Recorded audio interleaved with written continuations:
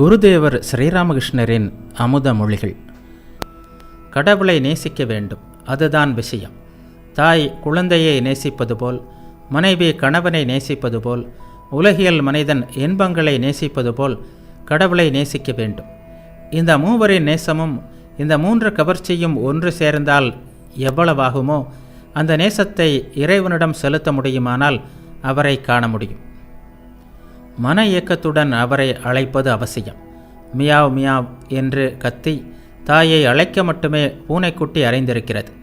தாய் பூனை அதனை எங்கே வைக்கிறதோ அங்கேயே இருக்கிறது. சில சமயம் சமையல் அறையிலும், சில சமயம் தரையிலும், சில சமயம் படுக்கையிலும் குட்டியை தாய்ப்பூனை வைக்கிறது.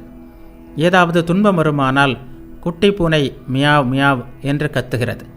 கத்துவதை தவிர அதற்கு வேறு எதுவும் தெரியாது. தாய்ப்பூனை எங்கிருந்தாலும் இந்த மியாவ் மியாவ் சத்தத்தை கேட்ட அந்த கணமே ஓடோடி வந்து விடுகிறது. நரேந்திரா, நீ என்ன நினைக்கிறாய்? உலகியல் மக்கள் எவ்வளவோ இகழ்ந்து பேசுகிறார்கள். ஆனால் ஒன்று, யானை போகும்போது அதன் பின்னால் எத்தனையோ மிருகங்கள் எப்படியெல்லாமோ கூச்சலிடுகின்றன.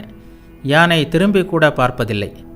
உன்னை யாராவது இகழ்ந்து பேசினால் அவர்களை பற்றி நீ என்ன நினைப்பாய்? நாய் குறைக்கிறது என்று நினைப்பேன் என்றார் நரேந்திரர். குருதேவர் சிரித்து கொண்டே, வேண்டாமடா, அவ்வளவு தூரம் போகாதே. கடவுள் எல்லா உயிரிலும் இருக்கிறார். ஆனால் நல்லவர்களுடன் நெருங்கி பழகலாம். கெட்டவர்களை கண்டால் தூர விலகி நிற்க வேண்டும். புலியிலும் நாராயணன் இருக்கிறார். அதற்காக யாரும் புலியை கட்டி தழுவிக்கொள்ள முடியாது.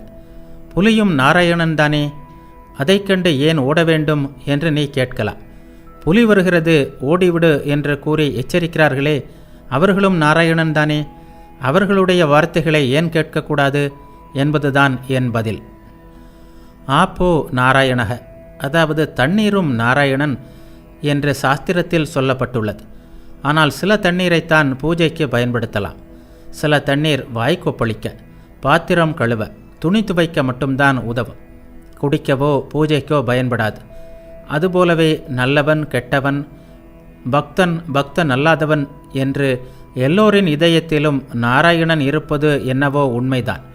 ஆனாலும் தீயவர்கள், பக்தர்கள் அல்லாதவர்கள், துஷ்டர்கள், இவர்களோடு எந்தவித உறவும் வைத்து கொள்ளக்கூடாது, பழகக்கூடாது. சிலருடன் வெறும் வாய்ப்பேச்சு மட்டும் வைத்து கொள்ளலாம்.